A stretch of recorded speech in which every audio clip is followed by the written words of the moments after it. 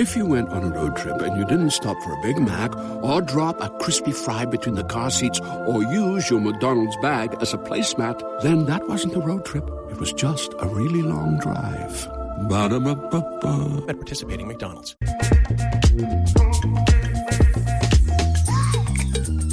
What's up? It's season 10 of the Carefree Black Girl podcast, where we discuss everything carefree, black, and girl. And we are here with a Carefree Black Girl alumni. She was doing her thing on Rhythm and Flow. I'm so excited. It is Jaxs with an X, so I'm going to pass it off to her first to introduce herself. Hi. Big Jaxs with an X. How y'all doing? Merry Christmas. Thank y'all for having me, for real. It is a pleasure. And it's your girl, Dr. Phoenix Lux, your favorite fantasy baddie, their fairy, blurry story. And I'm passing it off to the lovely Hazel. It's your girl, Hazel Harvey, the realest of the real. And I'm back for another episode with also, y'all know this is the girl that made it to 5th place on Rhythm and Flow, okay? Yeah.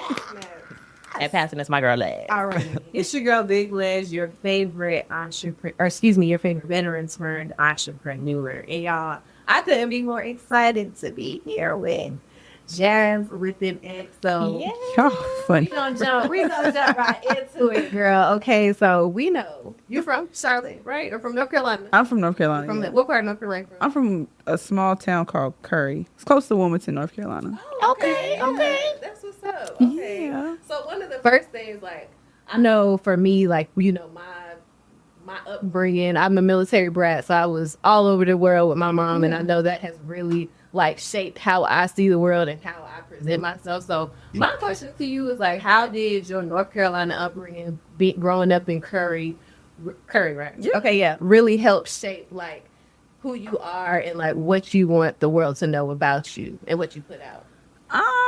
I think really it just kind of showed me to be exactly who I am. Yeah. You know, I come from a small town. It's not, you go to these bigger places and you see so much, and it's kind of like you almost want to mold into what you see other people doing. Mm-hmm. But that authenticity that comes from being from a small town and everybody knowing everybody. And I said it in one of my raps. I went to Pender High School. Yeah. Like, you cannot hurt my feelings. Like, the high school I went to, like, it was a little rough. Mm-hmm. So it just really taught me the art of not giving a fuck. Right. So yeah, I think that's probably how it shaped me in the best way. Mm-hmm. Truthfully, I'm very grateful for being where I'm from. Yeah. Now, coming from North Carolina, like, who was, like, very influential in, like, the music industry out here in the Carolinas that you've seen and kind of was, like, seeing them doing their thing, or was, like, who was those people for you? Or down south or anywhere like you. Yeah, like...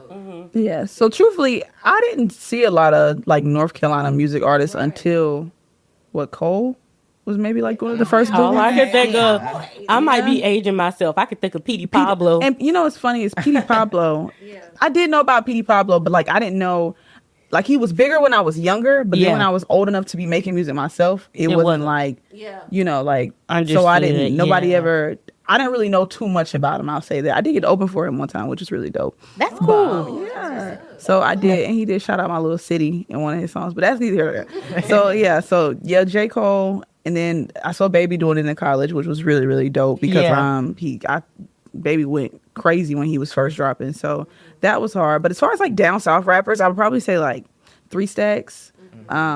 Missy Elliott, was she from, like, Virginia? I feel like that's Virginia. south. You know what I'm saying? Like, I feel like that's close enough. Right. Ironically, Ludacris is a big one for me. Yeah, like, I like those big, loud rappers. Yeah. You know, all up in your face. Life. Yeah, you know, real creative. I like that. I love that you said Missy, because I feel like not enough female MCs really talk about, like, how iconic Missy was, like, creatively and visually. Did she influence, like, not only your sound, but how you, like, conceptualize your music for visuals and stuff? Yes and no. So I actually used to be terrified of the I Can't Stand the Rain music video when I was a kid. So because of that, I wouldn't watch anything Missy Elliott. Like, I just didn't want no parts. I was scared. I was afraid for my life.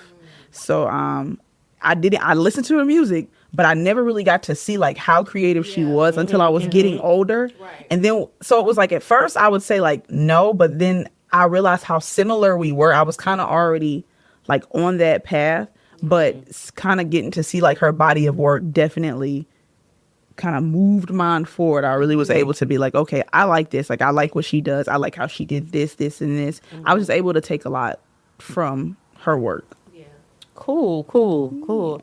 So as you got into rhythm and flow, do you feel like all of your influences, where you're from, you know, like you said, being from a small town, having to kind of be minted in who you are, do you feel like it prepared you for the show? How was that experience?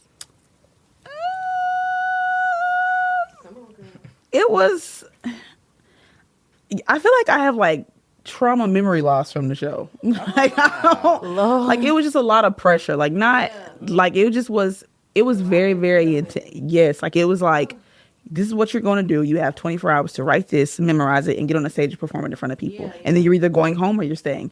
And it was just a lot. It was a lot of pressure. A lot of pressure all the time. It was a great experience. Of course I don't regret it. I loved every moment of it, but it felt like, I don't know, there were times where I felt like I was really getting to, like, on the singles round when I did Doc Martens, I felt like I was really getting to finally be myself in the show. Like, I felt like all the rounds before that, I was kind of having to, you know, form into whatever version of myself they needed me to be. So, but I will say, again, yes, coming from that small town and being kind of so rooted in what I'm from, I didn't get lost in the sauce the way some people did. Some people got in the show and it was like this competition mode. I'm eating everybody. That was a little weird. Yeah, I never felt that way. As a viewer, it was a little weird. Yeah, like and I hope it doesn't sound arrogant, but I never felt like I was in competition with anybody on the show. Like, it's a competition show, yes, but like, I do what I do and I do it well.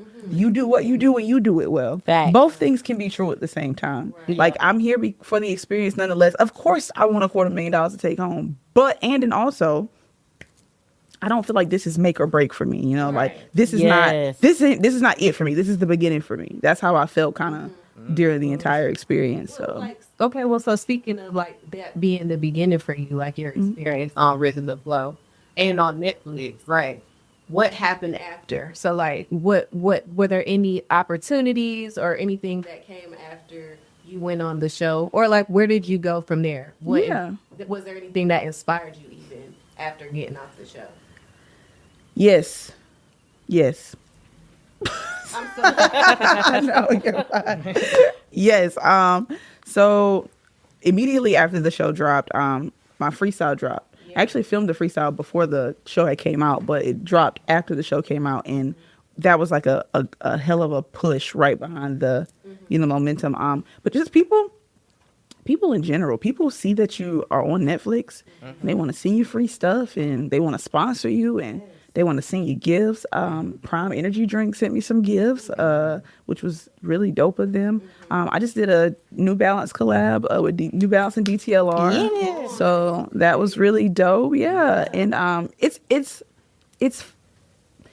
can be overwhelming at times because I'm just a girl, you know, and I think some people forget that I'm just a girl. And I guess some people are used to working with certain people in the industry. Like, a lot of people meet me and they're like, you're actually kind of nice. I'm like, you're also a person that matters here. I don't think I'm the only person that matters when I walk into a room. Right. So that has been a different experience. People you ever have people that kind of address you with attitude because they think you're going to have an attitude? Yeah. I get that sometimes. Or people are like a little like, well, this is what we're doing. And I'm always like, hey, like, that's cool. And they're like, oh. Yeah, people are expecting you to be on your high horse because you're like, oh, this girl's got, like, and I'm pretty sure that's probably, no shade to y'all, but that's probably how some Netflix, people are, like, that's how some probably contestants are. They like, oh, yeah, baby, I was on Netflix. But it's about knowing, like, you knowing who you are. Right. And, like, you getting all those deals and stuff like that. And people, like, seeing you and like, oh, yeah, you're actually nice because, like, I'm humble at the end of the day. Like, I'm humble for being on that show and for this opportunity. Some people not getting those opportunities because they so stuck in, oh, I should be getting that because I was on this platform. Right. But back to the platform. Was there anything on the show that you feel like you wish that people could have saw like more of you or things like that? Because I know some people had a lot other things because they could have talked about, but they kind of stuck to one thing. So do you feel like there was more to the show that wasn't shown, or things that you wish you would have brought to the show? I feel like I wish I would have been a bit more. It was hard for me to get into the TV mentality when I first got there because I'm in it for the music, you know. So like people getting in front of the camera and like doing like saying super dramatic things, like looking into the camera, being like, "This is everything for me." I never thought to do shit like that. Like, all I have. never like. I'm not thinking like that. I'm just here. I'm glad you asked, because I was gonna ask, did you feel pressured to do reality TV? No, like it wasn't like they didn't. Now, don't get me wrong. Like, it's TV, and of course they want the storyline. And there were definitely moments where they would ask me questions, and like I knew they were trying to elicit certain responses, but I've also been a server for 10 years. It's not, there's not too much you can throw at me on the spot that I feel like I don't know how to respond appropriately. Yeah. So, there were a lot of times where they were kind of like, they really want, like the situation with my father. Like, it's I don't even like to say it's a sad story because my dad's doing great. He's almost walking again. Like, he's doing amazing. So it's a shitty thing that happened to him. And, you know, of course I spoke about it and how it affected my life, but it's also not my story. Like, my dad is a person. He's a human being. And I don't have any interest in sitting and kind of dwelling on what he's currently experiencing, you know, like this is putting him on display for entertainment. So was it like, were they looking for something like that from you? Like, were they looking like, is there anything that you're like, you know, kind of going through like that we can like kind of showcase? They would ask me questions and I would just be very vague. I didn't go super deep into it a lot of the times. Sometimes I did talk about it, but then sometimes it would just be like, he's okay. Like, they'd be like, well, how's he doing today? He's doing great. Like, you think we can get him on a call? Probably not. He's on a lot of meds today. So, but I don't think it was anything like personal, like the producers were out to get me or anything. I think it was just, it's TV. You know? It's TV. That's what They comes want to with sell it. a story. Yeah, but it was great. Like, the producers were amazing. Everybody I worked with was amazing. All the camera people, like, I really enjoyed the experience. Like, I don't think they made me feel obligated to do anything or uncomfortable in any kind of way. So, were the judges more like interactive into y'all's development as an artist, or was it like, here's your task, may the odds ever be in your favor? yeah, we didn't talk to them. So when y'all went out and like were judged or critiqued by them, that was y'all's like interaction with them the whole time. Interesting. Yeah, the only Because, like, how they made it seem was like, well, or I'll say how I interpreted it was that there was some coaching happening like with y'all throughout, you know, the process. And I think at some point, I guess when y'all might have been making y'all singles or something, it was as if they might have been In the studio. with y'all. And, you know, like, that's kinda how they were in the building. Yeah. When we did like our cipher. But most of the feedback and coaching we got was from T-Ron. Shout out to T-Ron. Okay. Work T-Ron. Grammy Award winning. Okay. You know, shout out to T-Ron. Right. But as far as the judges go, I don't think they were like asked to be a part of the process, the coaching process. I know like season 1, I think they were a big part of the process. But we didn't. When we were on stage talking to them, that's really you might. I think after the battle, I ran into Lotto behind stage and she like came to me and was like, "Oh my God, you were so great." Gave me a hug. But like outside of that, we didn't really like talk to them and they didn't really give us input on like rounds and Do stuff you like wish that. there was more of that? Like, there was more like them coming like while y'all writing, just like, you know, just like, hey, everything could just checking in with you guys. No.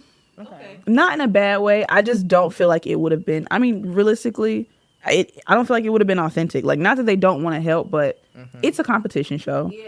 They don't know us, you know, like they're their own artists and we are all very unique and individual artists. So it's like, you can come and say like, good luck, but it's like, Okay, you know? So I don't think it would have moved me too much one way or the other. That it may have worked better for some people to have that kind of, you know, touch base, but me personally, you know, I was cool with the interaction. I was grateful for the interaction we got on stage. so did Amen. each performance feel like a performance or an interview? Like, because I have to, you know, the eliminations are there. So was it like, I want to perform really great, or I don't want to get eliminated, what's the first forethought? You ever had somebody text you and say, we need to talk? Yeah. That's how every performance felt.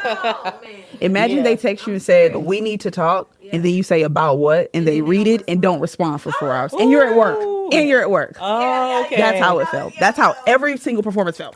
Every single time. That's exactly how it felt. Like, I'm just in shambles. And it wasn't like, it's so weird because it's like you want to be confident in what you do, and also music and art is subjective. You know, there are some people who are just not going to like your shit, and that's just is what that is. Like, and that's okay.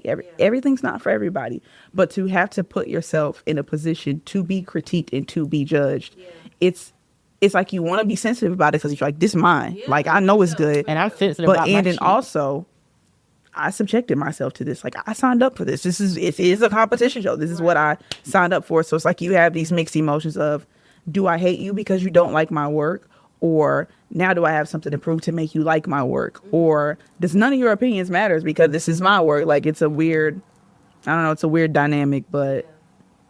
I wouldn't be a therapist if I didn't ask, how did you cope with all that pressure? Drugs.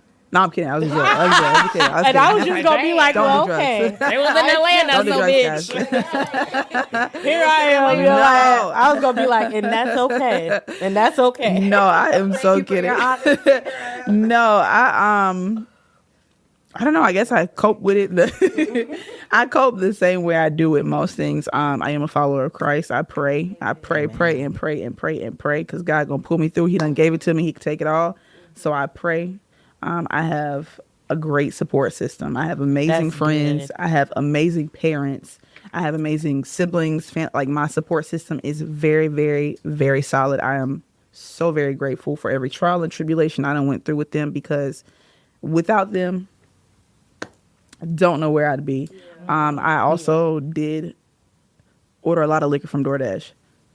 Okay. But just the vibe, you know, just having a good time. Yeah, but thinking of, like, you know, behind the scenes too, like, how was it like with the cast, like, outside? Like, who did you really like feel connected with and things like that throughout the show? Okay, so speaking of liquor from DoorDash, I would like, I really did order like some tequila one night because I was like, you know, we're here, we're staying in these hotels, and we've got like a day or two before our next competition or whatever.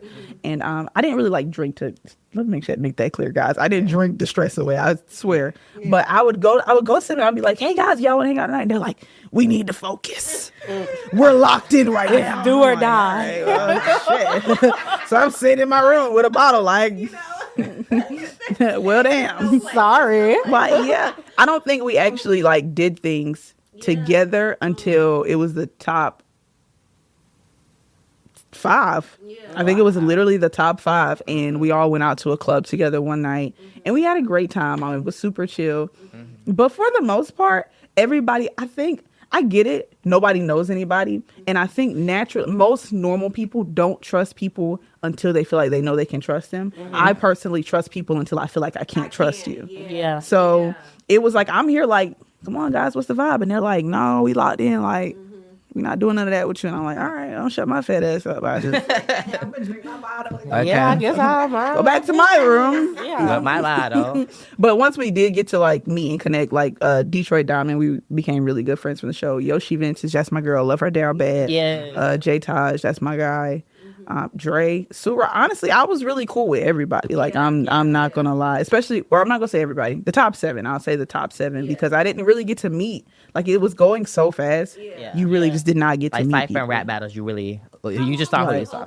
Like, all together. Like a month in a week, maybe. So it's moving by fast. Like, it was literally like another competition right now. You were like, oh my god. Yeah, that is a lot. I remember I was getting my hair done when you did your cypher and y'all both had to go again. I was so happy. I was stressed. We were yelling at the TV. Me and my hairstylist. I was like, she got it. I like Have you done that before? Yeah. Sorry. What, rap battle? Yeah, like rap battle. No. And I did not enjoy the experience at all whatsoever. First of all, I didn't like that we had to battle to a beat. I felt like I watch a lot of rap battles, so I feel like if we did it, I would rather have done it a cappella because I feel like it's more than just like the lyrics, like it's the cadence, the flow, like the way you kind of make, you know, I feel like there are a lot of things to kind of make punchlines here. That's one. Two, Eminem is my favorite rapper of all time. The pressure was on. Bro, what? When they told it, I almost threw up. I actually almost like threw up. I was like, this is horrible. Yeah. Third, at the time, LG was my only friend. Like, I didn't have any other friends on the show. Like, it was just LG. So it was like, and then they put us on the plane beside each other on the way to Detroit. Lord, they did not set y'all up. Yeah, I did not like how they did that. They were like good. So TV. I was literally in shambles. And then fourth, I was also super, super nervous. I didn't think she would because similar to myself, LG does have integrity. I fuck with LG. Shout out to my girl. I was so nervous that she was gonna like say something about my dad or my sister, and I was gonna swing. Like I just wasn't gonna, like I'm not built for that. Yeah. Like I'm not gonna let you stand in my face and talk about some shit that I had really taught. Like me and LG had like personal conversations off camera. So I'm like, you really know some shit about me. Right. Damn. And if you say it on camera, I don't know. Like that's gonna really hurt my feelings, and everybody going home. Yeah. Everybody's going home now. Yeah. Eminem's never doing this again. Oh, nah, but shout out to LG. She has a lot of integrity similar. And it's a rap battle, so I get the people who went crazy. Like I get, but I'm not a rap battler. But so. I think y'all show competition and community can exist and be entertaining. So I like the way you did that. But for real, I was just so happy you pulled through, girl. Yeah, at that moment, that thing was stressful, honey. At that moment, LG started to rap a cappella first. So what was going through your head before LG decided to, you know, bring it up again? Like, did you think y'all would have to do it again, or was it given like y'all both going home? Like, so okay, so here's something a lot of people don't know. So the acapella part wasn't like didn't really contribute to the battle. Yeah. The battle we actually did that battle twice. Yes, so we both messed up the first time. Like we both forgot our words the first time, and they were like, well, shit, that was horrible, guys. We're going to try that again. Okay. So then we like ran it back again, and it went the way that y'all saw it on TV. Yeah. So that part, like the acapella part, I commend LG because like she wants to stay on the show. Like obviously she's like, let me drop some shit, you know, that I know, and that's like, that's hard. But I think it just kind of came down to like, your shit was hard, but we have to give it to the person who like remembered their verse. Yeah. Like more of their verse during the battle. Yeah. So when she went a cappella, I was like, all right, now hold up now. Let me all right, now let me if we're doing that, let me go ahead and drop. Let me shift my wig back. But I think it was a smart move on her part for sure.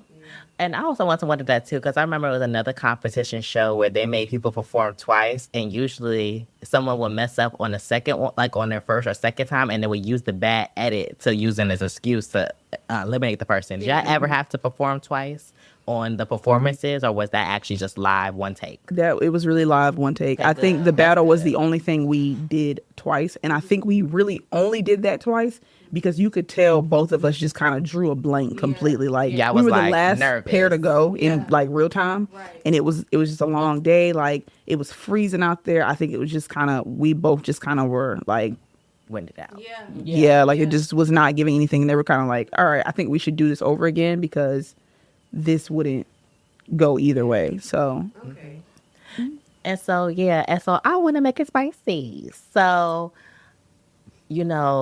episode 10. Mm-hmm. I couldn't finish it.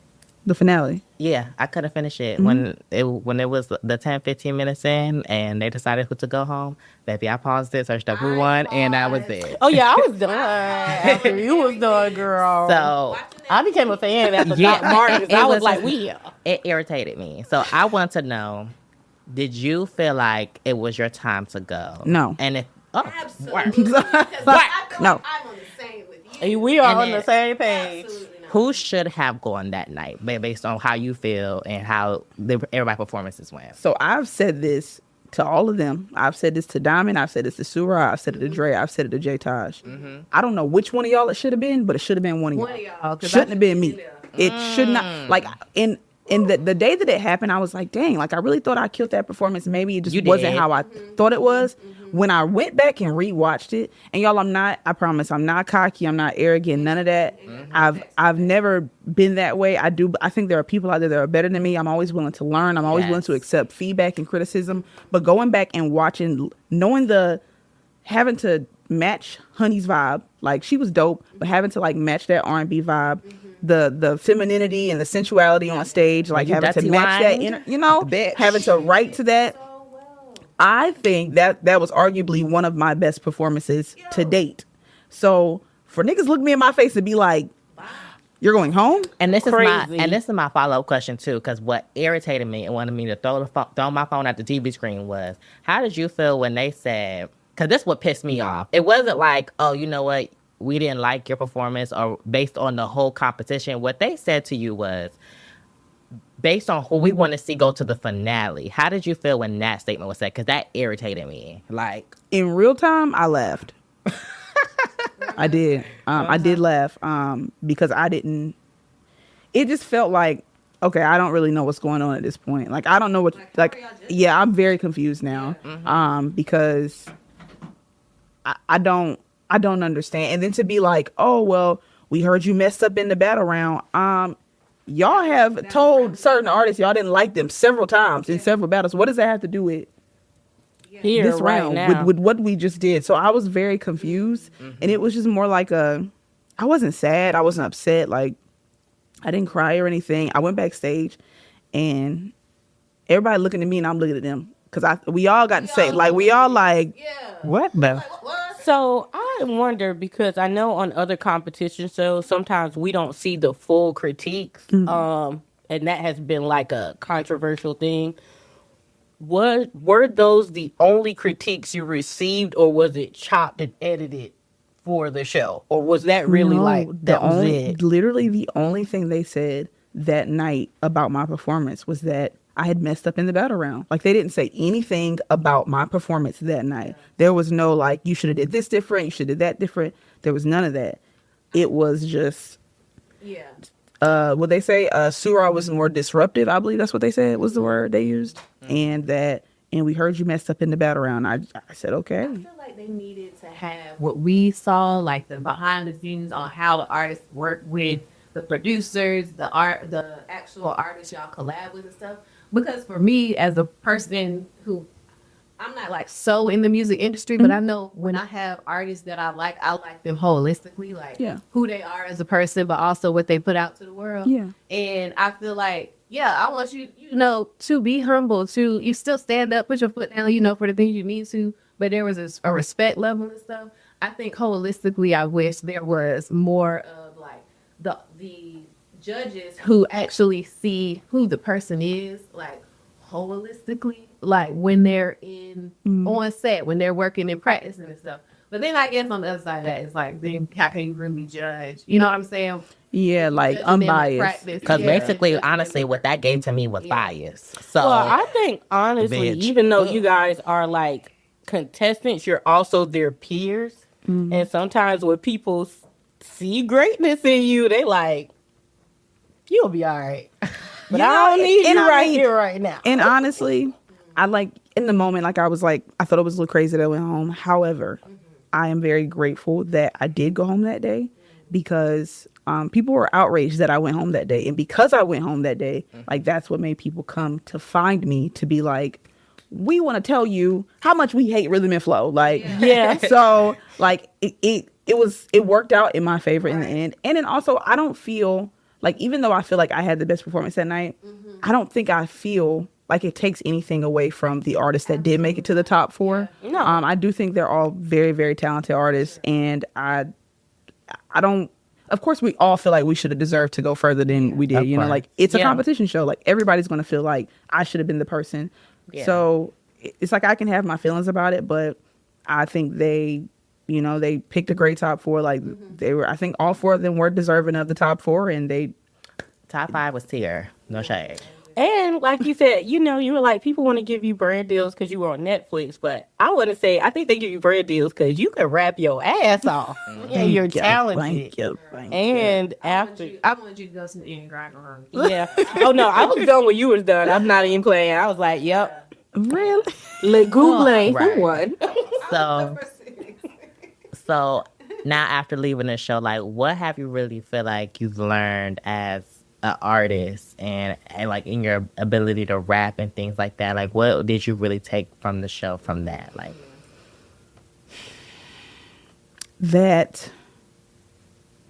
I'm actually like pretty okay at this. Like, girl, you're good. More than okay. I've always like been like, okay, like you can rap, but there were moments during the show, post show, that I was kind of like impressing myself. I didn't really have that before. And I don't know if it's more of like, I don't want to come off as arrogant or I don't want to come off as cocky. I don't want people to think I think I'm better than anybody because I don't feel that way.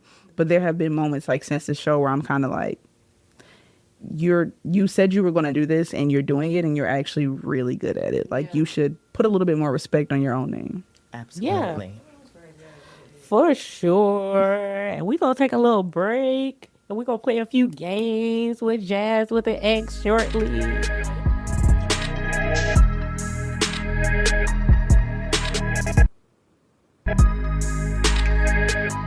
Welcome back. We are back. And y'all know we're going to get into my favorite segment. Hot or not. Hot or not. Okay. So we definitely gonna put Miss Jazz in a hot seat. We're gonna ask her what is hot and what is not. Y'all know me and 3LW here. We be insane. We be insane. So we gonna see if Jazz can hang with the girl. So Let's see. The first one is going to be oversized streetwear. If it's a hot, that means you like it. If it's a not, you like, yeah, I ain't feeling it. So in 3, we're gonna say our hot or not. So 1, 2, 3. Hot. Not. Oh, we wasn't in. Not. Hot. Oh. So why is it hot? Okay, Kelly First of all, Beyonce. how y'all gonna have me up here as a girlie who wears oversized streetwear? And Y'all that's gonna say crazy, it's not hot. So what y'all trying to say? It's not bad. It's just not my style. What y'all trying to say? Listen, I love it, but No, but ain't no but. listen, it's a personal thing. I feel it. I'm fluffy. And so the oversized be looking too oversized on me. Okay. So therefore, That's fair. it's not for me. Yeah, But for it's not. y'all, Thank you. Hi. You know. That's fair. My little skinny, and then you big mama. I'm little mama, bitch. Yeah, It's like- giving like. Boom. Dumb. And actually I used to love it too. Like my dad had like the vintage like 90s, like like he had the oh my god, oh girl, I'm gonna have to go deep and find that picture. But he had like this long Coogee sweater. I used to wear it all the time at school. That's hard. With no pink on. And girl, I used to give you at school. I was like, yeah, this is a dress. Yeah. This is a dress. So but now I look back, I let that be. That shirt was way too big for me. Like y'all see me now, I'm all like I love the streetwear. Like I said, I just got cinched a little bit, so I don't. It's look cute, too- but it's hot for too y'all, swole. not for me. That's fair. That's fair. But how'd you get into that like sense of style? Truthfully, I had actually put on weight and got insecure about it. So I started wearing big clothes to like hide the fact that I had put on weight because I've been super small my entire life. Like I mean, like barely could get over 115, and then COVID happened, and I'm looking at like 165, 170, and it was just really different for me. So I just didn't know how to move around in my body yet. So I started wearing oversized clothes, and I just so happened to like it. So then when I got like back in shape or lost the weight that I wanted to lose or whatever, I just kept wearing big clothes. I also like it because as a woman, it's very easy to be sexualized in a industry with a lot of men. Oh yeah. And I like that when I get on stage and I rap, like most men aren't looking at me initially because they're like, oh, like we want to see what she's doing. Like they hear me first, and then they're like, oh, you're actually kind of cute too. Like yeah, thanks. Work, love it. I like that. Yeah. The oversized streetwear. I mean, I don't know. My style is different. It just depends on mood. And sometimes I do like any little oversized, whatever. And throw that on some sneakers with a cute thing like it. Yeah, y'all like me not see me in the same type of style. And you know. So, yeah, that's why I'm like, I'm for it. We're not for it. And then, so that's why I think it's hard. Right. And so the next one is going to be rappers singing on hooks. Give y'all a little. Okay. So rappers singing on hooks. So on 3, we're going to give it a hot or not. 1, 2, 3. Hot. I'm gonna say it's hot. Yeah. Oh. Are we 2LW? Come on, Farrah. What's going on? Come on, Farrah. I mean, it just depends. Now, some of y'all be sounding a little raspy, For sure. weird, a little not for us, honey. So it just depends on who you are.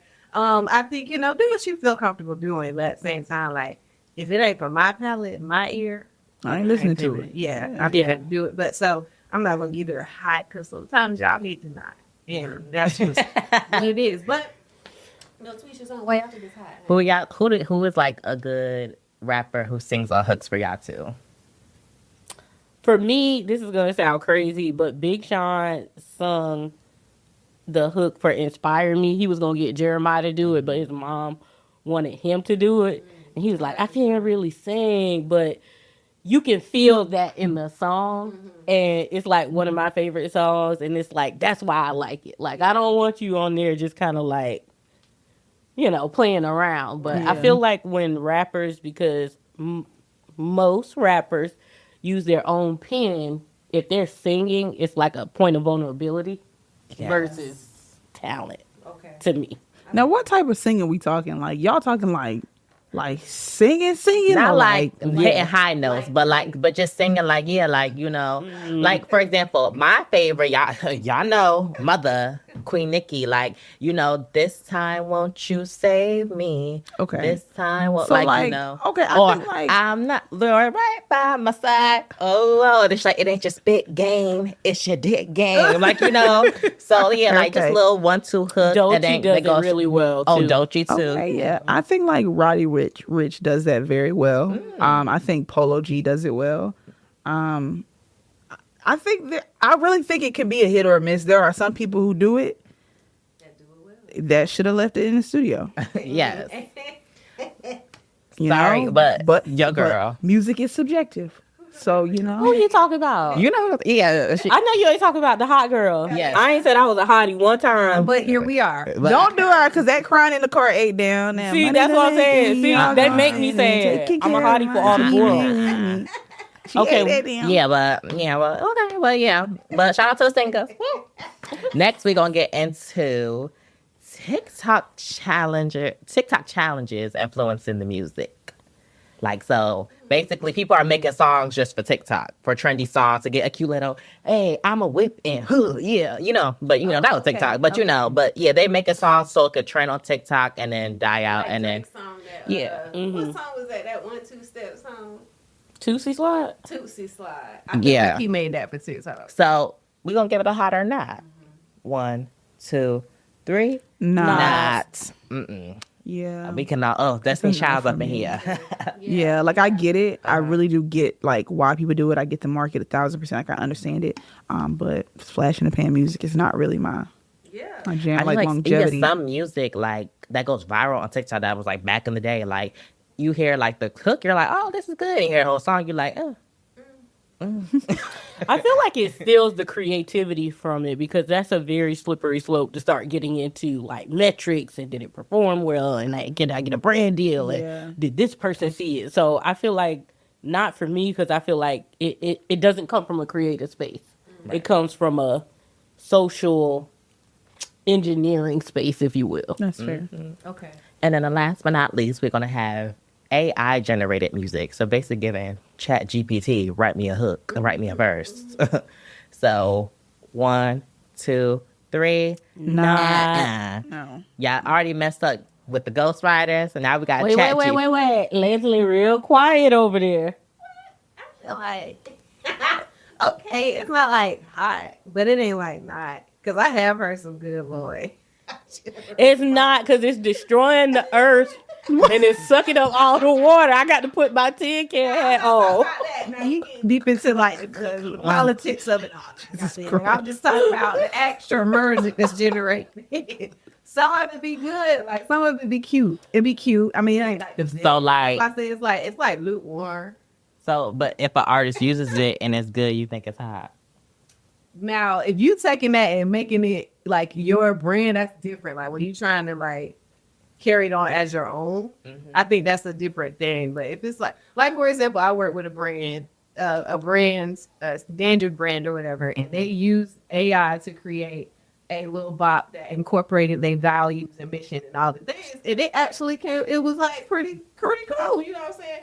And they used it as like they used it to like add just like visuals to it and put it on their Instagram or whatever. Like, but they were able to critique that and make it their own. They just didn't have the tools to make an actual bop. So that's what I'm like, I can see where it can work, but I think if you're an artist who, you know, is claiming to write your own songs and do your own thing, yeah, using AI is not, you know, not the move. So that would be a not, you know what I mean? Like, that's what I said. A little warm. It can have its I say brand. not. When we have AI Tupac, you need him to help you this, put it away. No more AI music. That's it. Wrap it up. And Jaxs, do people gotta put their pen down to be a rapper? Do you feel, or do you feel like, because even like I said, like because we have ghostwriters, and maybe even these ghostwriters are using these AI generated music for lyrics to give to artists and things like that. So do you feel like you gotta put your pen down to be a rapper? I have very conflicting emotions about that. I feel like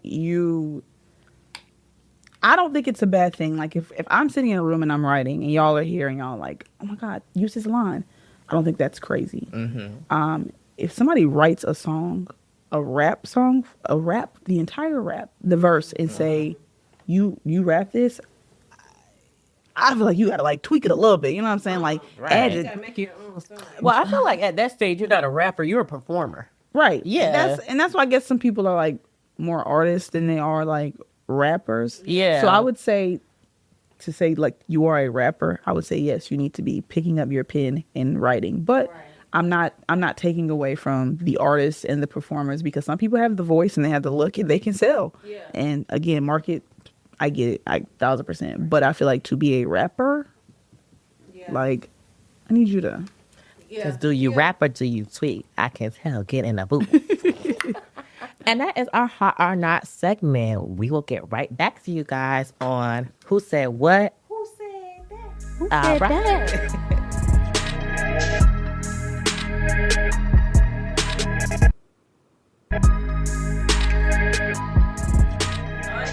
We are back with the Who Said That? Who said that? Who said that? We are back with the Who Said That game. This is where we basically read a lyric or phrase, and our guest this time is going to try to guess who said that. Okay, and y'all, if she can't get it, let's give you a few seconds, Dan. We're here for a second. If she can't get it, y'all help her out. Please, Lord Jesus. We got winners on this team. Okay, so number one. All right, we'll go for number one. Oh wait, number one is Phoenix. Phoenix, you got number one, right? You got it. Let me Okay, get so my, she gonna let me read get my it script, probably y'all. like in a way where you probably wouldn't understand it. Like she not gonna read it like how the person said it. You know what I'm saying? Okay. Ooh, time me out. You know, make sure y'all put your phones on time limits, you know, the eyes, you know. Okay. All that fake love you showing couldn't even disguise you. Ooh, that is hard. All that fake love you showing couldn't even disguise you. That's hard. Give her something. Is it Drake? And Oh, it's only women? Oh, I don't know. Close to Drake. Was close to Drake. Drake was she was close put to out, her. Is it an SZA? album in a little while. Good Got a guess. nice beauty brand. Drake was she was close to her. Rihanna? Yeah, right there. There you go. Because she What- said, what she say? It was on Needed Me, where she's like, all that fake love you showing could even disguise you. First of all, I like that y'all thought I knew the words to that cursive. Because she said it at cursive. The whole song is in cursive. And so that was an amazing album, a 10 out of 10 album. Half of the album was in cursive. I don't know what was going on. Nobody is being right. Real shit. No, that thing got me through my Clueless. divorce, baby. I stand beside it. Yeah, no, real. I was in college just whining. Don't even know what's going on. When I saw that line, I was so confused trying to rewind it back without listening to the song in my head. Like, I can't even tell you what part of the song. Even though y'all told me what song it is, I still don't know what part of the song it is. Like, I wouldn't have known that to be the phrase at all. So I'm understanding right with you. Yeah. Like, part of it. I'm gonna listen to Nita when I get in the car. Yeah, I'm you like, got to. You're going to listen to Nita that. me. Leave her answer. She said it. Yeah. Okay. All right. So number 2. I'm gonna read number 2. All right. I'm just trying to remember. I feel like I want to do a weird verse. Okay. I changed the game with that digital drop. You know where you was with that digital drop. I think good, but she can use that name for 2 seconds. Really dirty. They got those words that she. I changed the game with that digital drop. When that digital dropped. Nowhere. Oh, excuse me. Nowhere you was in that digital drop. you sound Was like it LeBron. Nicki? Dog. Oh, it's close. Close. A little bit like Close. She It was was a there. it was a She song in the on industry. Nicki. Cardi? Ooh. Singer. Jesus, be offense. Queen. Queen, the queen. Queen. Beyonce? Yeah. Beyonce, Oh, Beyonce. I want y'all to know, I listen to DMX when I'm in my feelings. I want to make that abundantly clear. Feeling myself. Oh, I'm not feeling DMX. Y'all know. You're not listening to Yeah, that's her Damian. song. You Yeah, will okay. say- Oh, I listen to DMX when I'm in my feelings. My girl is a hardcore masculine. She need a masculine. She don't need that feminine shit. Okay. Right. All right, now I know you're gonna know this one. Okay, fingers It ain't crossed. no hints on this one because you got to know. Okay, if I don't, take my black card. your card gone. Take it. Okay, here we Take go it. now. It's in you, not on you. The fallout is crazy, Leslie. Come on, girl. And she just said it was traumatizing. Lord. I'll take Lotto for 500. I know I keep saying this, y'all, but it's what's in you, not on you. She ain't come up with that. So I know I keep saying this, y'all, but country accent. For sure. Twice. Okay. All right, girl. Hey, now, last one. And you know, I'm gonna switch it up because I feel like if I do the voice, I think I might know. I worked my ass off while you sat in the back looking like Casper the Friendly Ghost. Yeah, who said that? I can't even give you a hint. Reality TV legend. Oh, I know who that is. I know who that is. Tiffany? Come on. New York? I thought it was her. It's not her. Real Housewives. Oh, I don't watch. Oh, So you don't know. sorry. Well, I'm pretty sure you know her. You probably just know what's her phrase. But this was the iconic Lanitia Nene Lee. Yes, I do. It's like, I remember her, I remember Who do the you think she shower called- thing. Who do you think didn't she know. caught? The what? The shower thing wasn't like with the shower pole or something. Oh, that's Something gonna be like- far. Oh, Lord. Sorry, y'all. I don't. love it. Y'all, literally the only reality TV I've ever watched was like And that the makes Bad sense. Girls Club. Bad girls. Bad girls. Don't talk about like that. take a hike, take a hint. We need to talk about it. Who y'all think she'll talk about though? When she said that, Uh-huh. Casper the Friendly Ghost. Y'all gonna gag? Who was she? Kim. Nope. Oh, dang. It wasn't Kim. It was on the Apprentice. It was on the Apprentice. Oh, shit. I don't know now. It was the iconic Latoya Jackson. That's me. Like a ghost while I did all this hard work. That's me. Yeah. Lost me. Child. But yeah, that's all I'm saying. Yeah, this is not my game. Jazz, you got You got No, one. I didn't even get 1 out of 4. We being honest. We I gave got her an easy zero. one. big old goose egg. Okay. Well, that concludes. Who said that? Who said it? All right, and we're gonna get into our carefree keys. Yes, God. Yes, Carefree Keys. It is Women's History Month, and we just left Black History Month. It is a wonderful time to be a Black woman. Hello. And so we want a few keys from our guests. Now, you were formerly a teacher. You also said that you were a server for 10 years. when was the time that you knew to evolve and just take the leap with your music? And what advice do you have for young Black women chasing their dreams in the industry? So,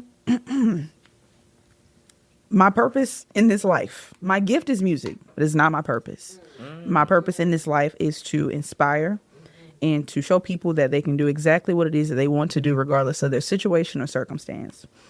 I always tell people, I know it sounds super cliche, but to literally just do it. Stop talking about it. Stop saying you're going to do it. Stop waiting for this and this and this to line up. Just do it. Wake up tomorrow. Matter of fact, before you go to bed tonight, start doing it.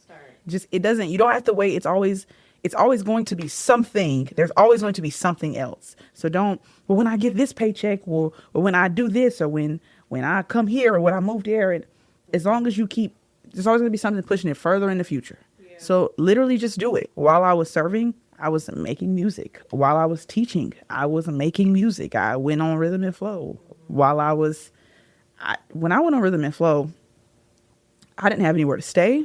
I didn't have a car. I didn't have a job. Like I had nothing. I don't want to say nothing. I don't like to say that. I had a lot. I had a hell of a support system, but I didn't have anywhere to stay. I did not have a car, and I had just lost my job. Yeah. And I was sleeping on my homegirl's couch. And it was like, you would think, niggas would be like, what are you in the studio for? You should be trying to do this. Yeah, I'm going to do that too. But like, I'm going to do this. Like right. This, I have to make time for this. If you don't make time for it, you can never live out dreams that you don't make time for. So you have to do it. You have to do it. Just do it. Just do it. Just do it. It doesn't matter how much it hurts or how much it sucks in the moment. You will regret not doing it if you don't do it. And sometimes it doesn't work out, and that's okay. Yeah. But you won't know that it didn't work out until you try to do it. So even with me teaching, I only quit my teaching job. I love teaching. Mm-hmm. I was a 6th, 7th, 8th grade math teacher. And them kids bad as hell. I love my kids though. But the only reason I left, truthfully, was because it was becoming too much of a thing with me doing music. Them seeing me on TV, it was hard to kind of separate. Translate back into that role of being in front of the classroom and being like, what's answer number 3? And they're like, let me talk my shit. And I'm like, fuck. Okay, well, like, I get it. You can't do that. Yeah, like. Because, yes. Yeah, like, I get it. I get it. Yeah, literally. Like, we used to have, the incentives used to be like, if you do these problems in the next 15 minutes, I'll freestyle it in the class. And everybody's doing their work. So it was sometimes kind of hard to kind of go from being this person to that person and kind of living both of these lifestyles at the same time. So essentially I did have to quit. And once they like found my Instagram, it got really rough. Like I was like, oh my God. I remember going to class and the kids were like, our teacher's some fine shit. I said, yo, y'all can't be saying stuff like that in the classroom, bro. Like I'm an adult. No, okay. I know I'm a young sprung chicken and y'all just see me turn up on Netflix. But I'm an adult, damn it. Yeah. And y'all go show me some respect. And now my kids be in my comments, like, trying to beat up other people and stuff. Don't talk about my teacher that way. So, we got your back. They definitely have my back. I fuck with them in the worst way. And I also worked at an alternative school. Yeah. Okay. So, I don't think they were rough around the edges, but the kids that people would call rough around the edges, they just need a little bit more guidance than other kids did. And I think that's okay. Everybody's situation is a little different. And I think they deserve the world. And when I can be in a space to go back, they actually, after I had left the school, they did a talent show, and one of my students, shout out to Peyton Peso, she rapped in the talent show, and she was like, because you do it and you look good doing it, I want to do it too. And she ate it down. So inspired. Yeah, be who you want to be. Jazz love the kids real big. I can't stand them kids, but I do love them. Yeah, those are my babies, for real. It was good. I love that. So I guess now it's like, I can't remember when Rhythm and Flow dropped, but since then, it's been a few months. I feel like since I watched it and stuff. Like, so what's like really next with you? Like, what you got going on? Mm-hmm. You know what I mean? Like with your artistry or just your life in general. Just a lot of big things coming up. A lot of shows I'm doing. I got I have a show next week. Mm-hmm. We have South by Southwest coming up. So that's going to be dope. I've got a show in New York. I've got a show. I'm I don't want to give too much away. Okay. Yeah. Keep it. You know, maybe some other deals and stuff coming. Maybe some big stuff working behind the scenes that I'm really, really excited about. Okay. That's what I'm saying. I'm gonna try not to.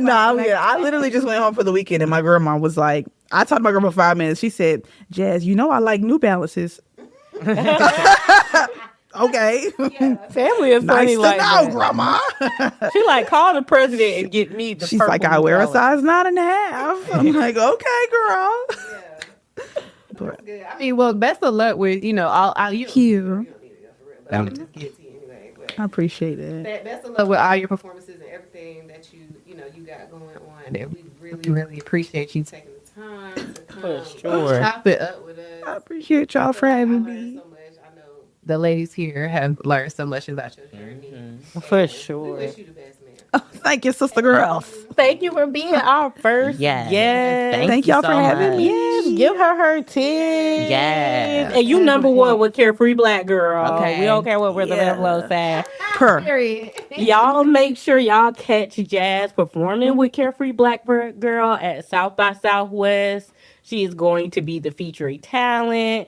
And then also check in for our headliner, Layla, with the exclamation mark.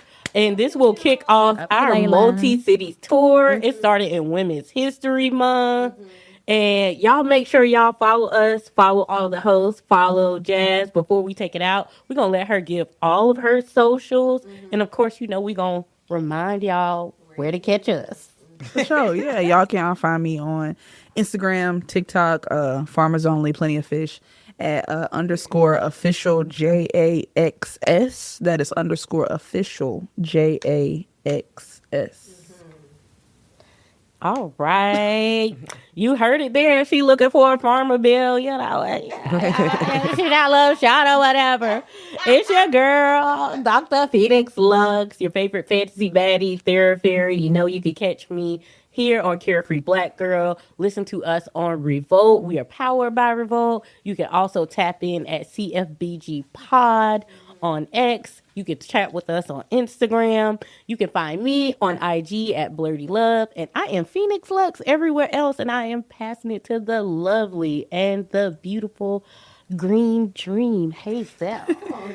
It's been your girl, Hazel Harvey, losing her voice. And yes, y'all will catch me on the next Carefree Black Girl podcast. I'm not going anywhere. And you're not going anywhere. So catch me there. And lastly to the lovely Big Les. Big legs in this thing. Not the little one. The little one. All right. It is your favorite veteran, turned entrepreneur, and content creator. Y'all can find me at www.lesliestreets.com. Make sure y'all subscribe to that newsletter. Hit me up on Instagram at lesliestreets, on all other platforms too. And we will see y'all on our next episode. Bye. Bye.